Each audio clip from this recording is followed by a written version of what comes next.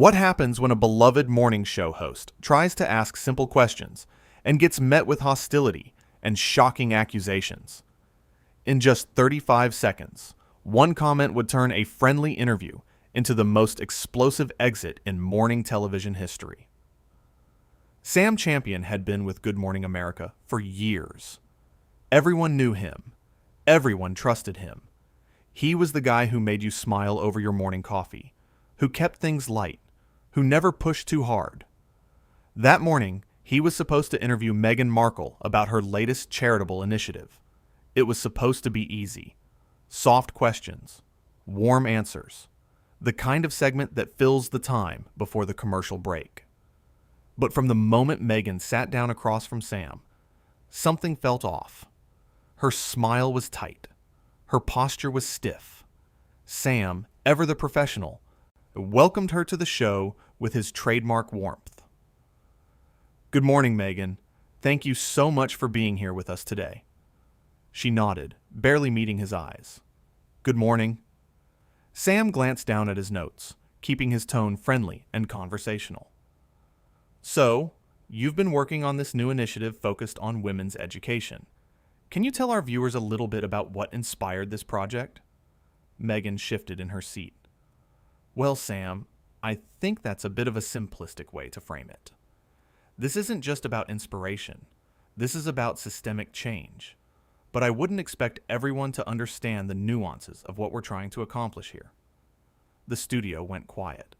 Sam blinked, processing the unexpected edge in her response. He smiled, trying to bring the energy back to a comfortable place. "Of course, I'd love to hear more about those nuances. That's why we're here. What kind of systemic change are you hoping to achieve? Are you genuinely interested, Sam, or are you just reading questions off a card because your producers told you to?" Sam's smile faltered for just a moment, but he recovered quickly. "I'm absolutely interested. That's why I asked. Our viewers want to know more about the work you're doing." Meghan leaned back, crossing her arms. "Your viewers?" "Right. The same viewers who consume media that constantly misrepresents people like me? The same viewers who believe everything they read without questioning the narrative." Sam felt the interview slipping away from him, but he pressed on, keeping his voice steady and kind. "I think our viewers are pretty smart, actually. They're here because they want to hear directly from you. So, let's talk about the education initiative. How many young women are you hoping to reach with this program?" "How many? You want me to put a number on it?" That's exactly the problem with this industry, Sam. Everything has to be quantified. Everything has to be measured and packaged and sold. You can't just let someone do good work without turning it into a soundbite. Sam took a breath. He could feel the tension radiating from the crew around him. The cameras were still rolling. He needed to salvage this. "I understand your frustration, but I'm just trying to help our audience understand the scope of what you're building." "Are you, though? Or are you trying to catch me in something? Are you waiting for me to say the wrong thing so you can have your little moment?" "Meghan, I promise you, that's not what this is. I'm here to give you a platform to talk about something you clearly care about." She laughed, but there was no humor in it. "A platform. That's rich.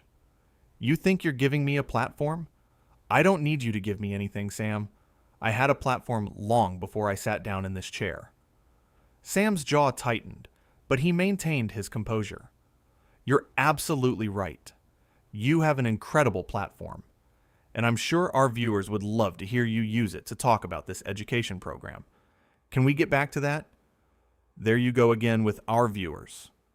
"Do you have any original thoughts, Sam, or do you just parrot whatever the teleprompter tells you to say?" The crew members exchanged glances. This was unlike anything they'd seen before. Sam Champion, the man who had weathered countless interviews with grace and professionalism, was being attacked on his own show, and he hadn't done anything to deserve it. Sam set down his note cards. He looked directly at Meghan, his voice calm but firm. "I've been doing this job for a long time. I've interviewed thousands of people, and I've always tried to treat every single guest with respect and genuine curiosity. I'm not your enemy, Meghan. I invited you here because I thought you had something meaningful to share. Meaningful to whom? To you? To your network? Or to the people who actually need to hear this message?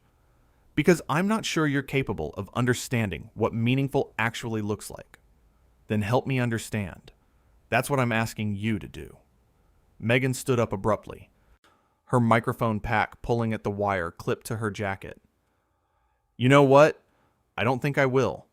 I don't think I'm going to sit here and be condescended to by someone who has no idea what it's like to actually fight for something that matters. Sam remained seated, his hands folded calmly on the desk. I'm not condescending to you. I'm asking you questions. That's my job. Your job.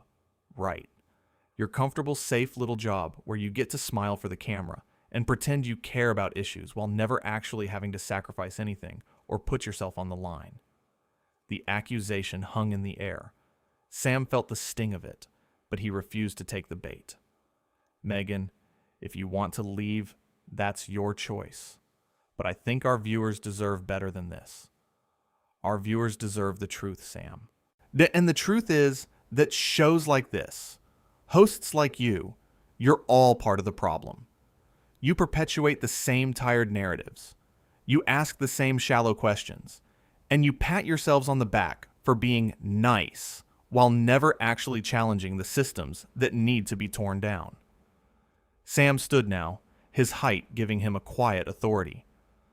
I've dedicated my career to informing people, to bringing important stories to light, and to treating every person who sits across from me with dignity.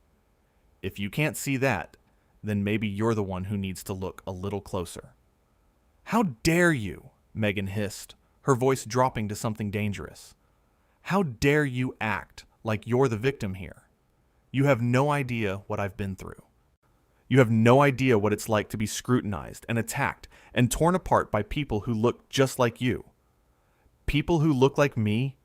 Sam's voice remained even, but there was steel beneath it now. I'm not attacking you, Meghan. I'm literally just trying to have a conversation about education. You're the one who's been hostile from the moment you sat down. Because I knew this is what it would be. I knew you'd try to twist everything I say. I knew you'd try to make me look bad. I haven't twisted anything. I've asked you 4 questions about your education initiative, and you've answered exactly 0 of them. Instead, you've spent the last several minutes insulting me, insulting our viewers, and insulting the work that everyone on this team does every single day. Meghan's face flushed red. You think you're so clever, don't you? You think you can just sit there in your little anchor chair and judge me? I'm not judging you. I'm confused by you. You came on this show to promote something you supposedly care about, and instead, you've turned it into this. This is called speaking truth to power, Sam. Maybe you should try it sometime instead of being a corporate puppet. Sam shook his head slowly.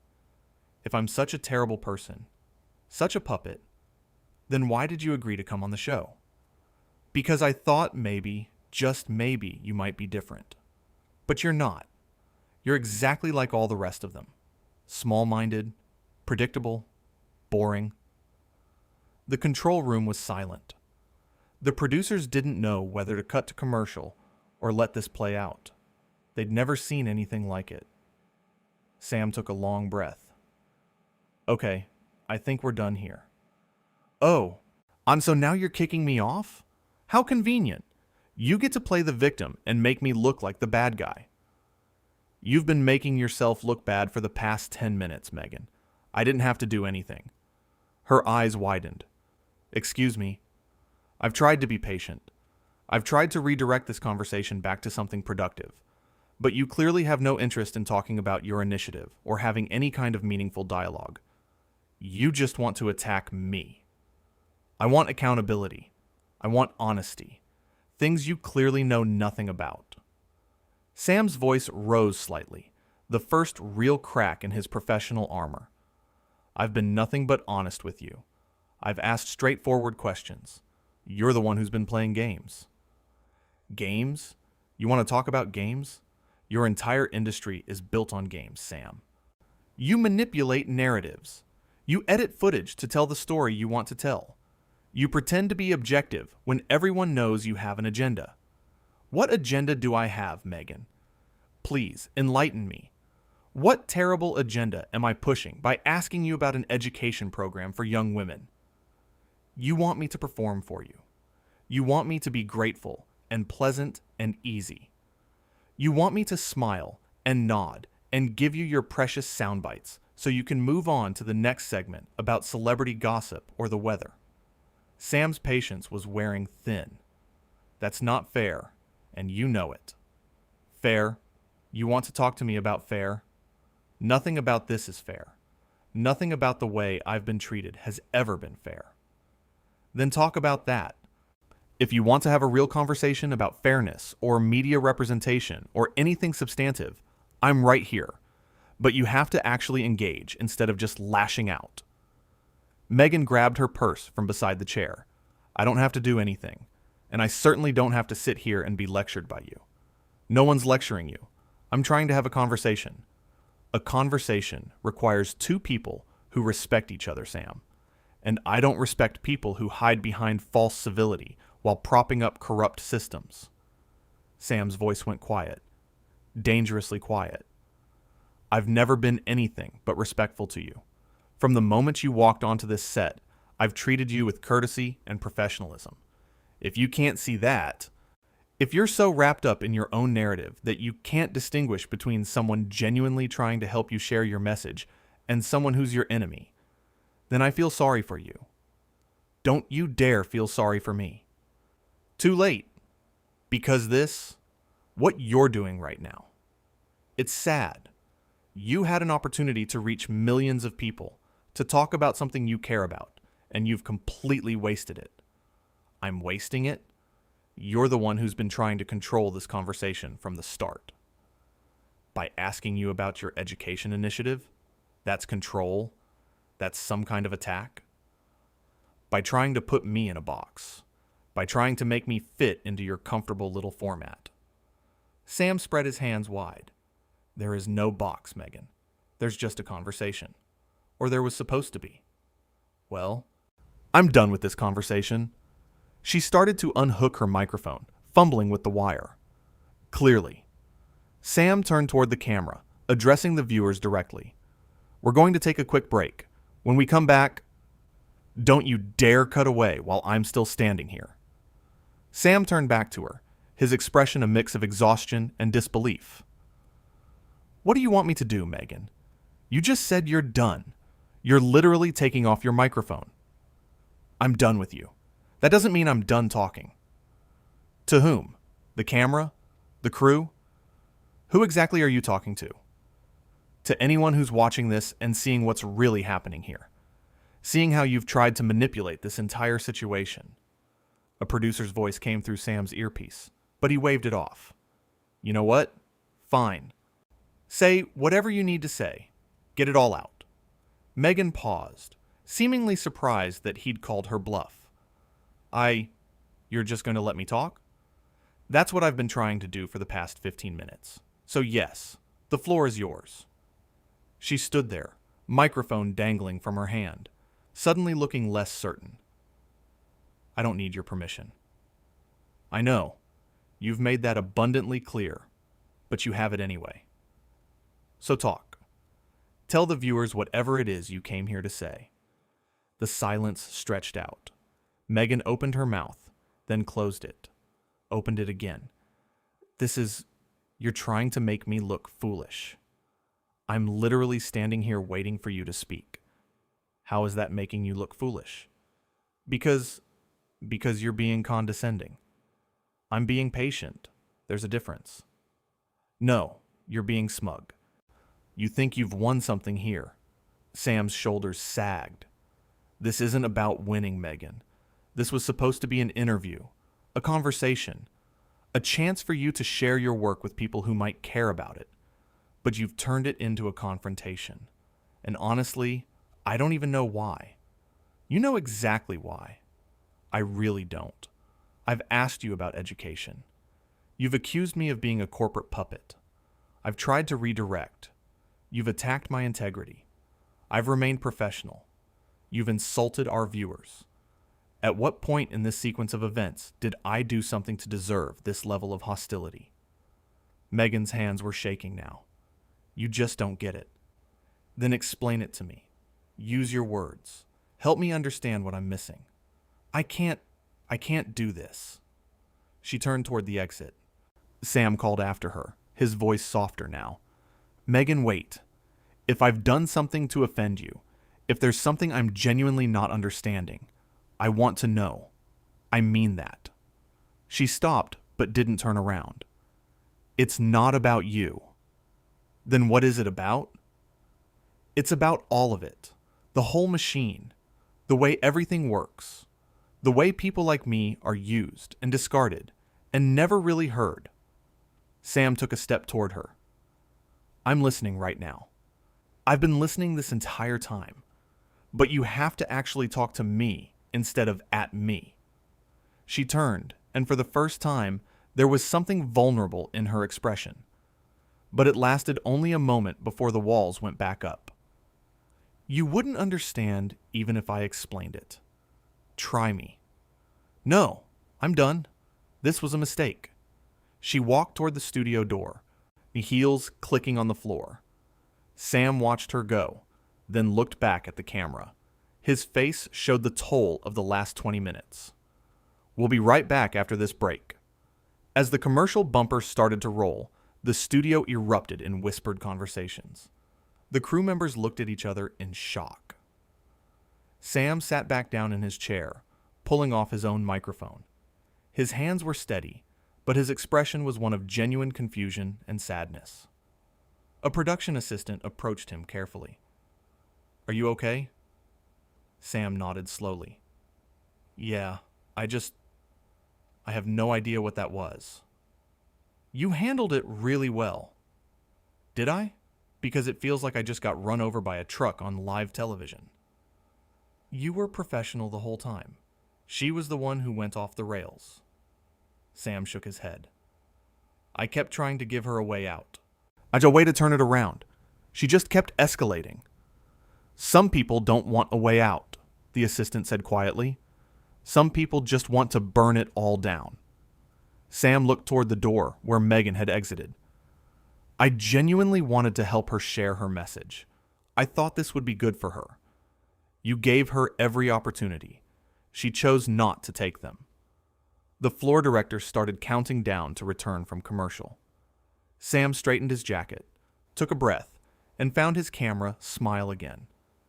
Because that's what professionals do. They keep going. Even when they've just been ambushed on their own show. Even when nothing makes sense. They keep going. The red light came on. Welcome back to Good Morning America, Sam said, his voice steady and warm, as if the last 20 minutes hadn't just happened. Coming up next, so we have a wonderful segment about rescue dogs finding their forever homes. But first, let's check in with meteorologist. And just like that, the show moved on. Because the show always moves on. The weather got discussed. The rescue dogs got their moment. The cooking segment happened right on schedule. But everyone in that studio knew they'd just witnessed something unprecedented. Something that would be talked about for a long time. Sam Champion had done his job. He'd asked fair questions. He'd remained respectful, even when disrespected. He'd given his guest every opportunity to succeed. And when she'd chosen confrontation over conversation, he'd handled it with grace and dignity. That's what a professional looks like. That's what integrity looks like. Even when someone is determined to paint you as the villain, then you don't become one. You stay true to who you are. Sam knew that. He'd always known that. And on that morning, in front of millions of viewers, he proved it.